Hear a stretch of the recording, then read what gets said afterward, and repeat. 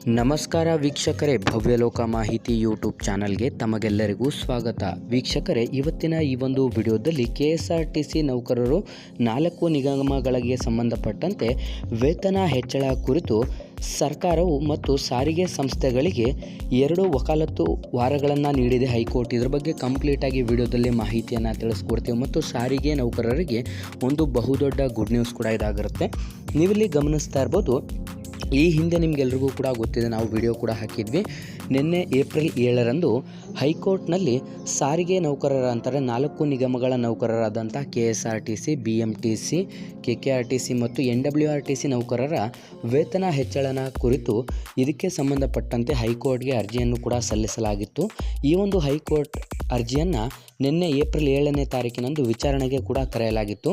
ನಿನ್ನೆ ನಡೆದಂಥ ಒಂದು ವಕಾಲತ್ತಿನಲ್ಲಿ ಏನು ಇದೀಗ ಅಧಿಕೃತವಾಗಿ ಹೈಕೋರ್ಟ್ ಮಾಹಿತಿಯನ್ನು ನೀಡಿದೆ ಅಂತಂದರೆ, ಸಾರಿಗೆ ನೌಕರರಿಗೆ ಗುಡ್ ನ್ಯೂಸ್ ಕೂಡ ನೀಡಿದ್ದು, ಬೆಂಗಳೂರು ಕರ್ನಾಟಕ ರಾಜ್ಯ ರಸ್ತೆ ಸಾರಿಗೆ ನಿಗಮಗಳ 4 ನಿಗಮಗಳ ಅಧಿಕಾರಿಗಳು ಅಥವಾ ನೌಕರರಿಗೆ ಕಳೆದ 2020 ಜನವರಿ 1ರಿಂದ ಅನ್ವಯವಾಗುವಂತೆ 15% ಮೂಲ ವೇತನ ಹೆಚ್ಚಳನ ಮಾಡಿರುವಂಥ ಮತ್ತು 38 ತಿಂಗಳ ಹಿಂಬಾಕಿ ಹಾಗೂ 2024 ಜನವರಿ 1ರಿಂದ ಜಾರಿಗೆ ಬರಬೇಕಿರುವಂಥ ವೇತನ ಹೆಚ್ಚಳವಾಗಬೇಕಿದ್ದಂಥ 14 ತಿಂಗಳು ಕೂಡ ಕಳೆದರೂ ಕೂಡ ಸರ್ಕಾರ ಯಾವುದೇ ತೀರ್ಮಾನವನ್ನು ತೆಗೆದುಕೊಂಡಿಲ್ಲದ ಕಾರಣ ಸರ್ಕಾರದ ವಿರುದ್ಧ ಸುಪ್ರೀಂ ಕೋರ್ಟ್ ಮತ್ತು ಹೈಕೋರ್ಟ್ ವಕೀಲ HB ಶಿವರಾಜು ಹಾಗೂ ಅವರ ತಂಡ ಹೈಕೋರ್ಟ್ನಲ್ಲಿ ಅರ್ಜಿ ಹಾಕಿದ್ದು, ಅದರ ವಿಚಾರಣೆ ನಿನ್ನೆ ನಡೆದಿರುತ್ತದೆ.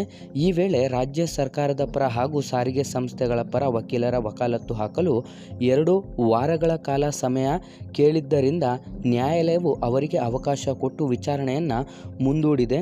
ಆದರೆ ಈ ನಡುವೆ ನ್ಯಾಯಾಲಯದಿಂದ ಜನರೇಟರ್ ಆಗಿರುವಂಥ ದಿನಾಂಕವನ್ನು ನೌಕರರ ಪರ ವಕೀಲರು ಕಾಯುವ ಅಗತ್ಯವಿಲ್ಲ ಎಂದು ಕೂಡ ತಿಳಿಸಲಾಗಿದೆ.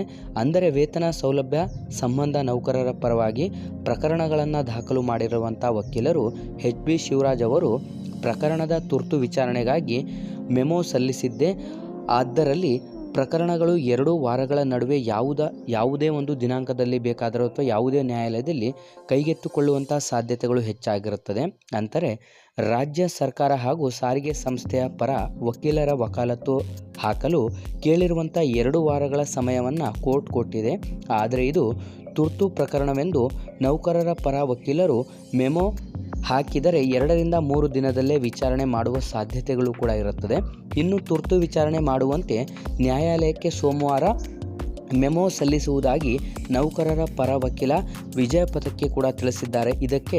ಅದರಂತೆ ಅವರು ಒಂದು ವೇಳೆ ಮೆಮೊ ಹಾಕಿದರೆ ಆ 2 ವಾರಗಳ ನಡುವೆ ಯಾವಾಗ ಬೇಕಾದರೂ ಈ ಒಂದು ಪ್ರಕರಣ ವಿಚಾರಣೆಗೆ ಬರುವಂಥ ಸಾಧ್ಯತೆಗಳು ಕೂಡ ಇರುತ್ತದೆ.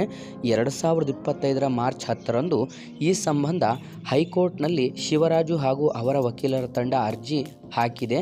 ಈ ಒಂದು ಅರ್ಜಿಯನ್ನು ಮಾರ್ಚ್ 11ರಂದು ಮಾನ್ಯ ಮಾಡಿದಂಥ ಹೈಕೋರ್ಟ್ ಸಂಬಂಧಪಟ್ಟಂಥ ಸರ್ಕಾರ ಹಾಗೂ ಅಧಿಕಾರಿಗಳಿಗೆ ನೋಟಿಸ್ ಜಾರಿ ಮಾಡಿ ಏಪ್ರಿಲ್ 7ರಂದು ಈ ಒಂದು ವಿಚಾರಣೆಗೂ ಕೂಡ ದಿನಾಂಕವನ್ನು ಕೂಡ ನೀಡಿತ್ತು. ಆ ಒಂದು ವಿಚಾರಣೆ ಇಂದು ಅಂದರೆ ನಿನ್ನೆ ನಡೆದಿದ್ದು, ನೌಕರರ ಪರವಾಗಿ ಶಿವರಾಜು ಹಾಗೂ ಕೆಲ ಹಿರಿಯ ವಕೀಲರು ವಾದ ಮಂಡಿಸಿದ್ದಾರೆ.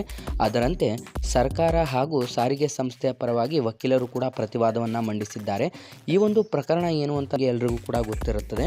ಈಗ ಆಲ್ರೆಡಿ ಸಾರಿಗೆ ನೌಕರರಿಗೆ ಸಂಬಂಧಪಟ್ಟಂತೆ 4 ನಿಗಮಗಳಿಗೆ ಯಾವುದೇ ಒಂದು ವೇತನ ಪರಿಷ್ಕರಣೆ ಆಗಲಿ ಅಥವಾ 38 ತಿಂಗಳ ವೇತನ ಹಿಂಬಾಕಿ ಆಗಲಿ ಅಥವಾ 15% ಹಣ ವೇತನ ಹೆಚ್ಚಳ ಮಾಡೋದಾಗಲಿ ಯಾವುದು ಕೂಡ ಇನ್ನೂ ಜಾರಿಗೆ ಬಂದಿಲ್ಲ. ಹಾಗಾಗಿ ಆದಷ್ಟು ಸಾರಿಗೆ ನೌಕರರ ಪರವಾಗಿ ಆಗುವಂತೆ ಈ ಒಂದು ಹೈಕೋರ್ಟ್ ತೀರ್ಮಾನವನ್ನು ನೀಡುತ್ತದೆ ಅಂತ ಕಾಯ್ತಾ ಇದ್ದೀವಿ. ಆದಷ್ಟು ವಿಡಿಯೋನ ಶೇರ್ ಮಾಡಿ.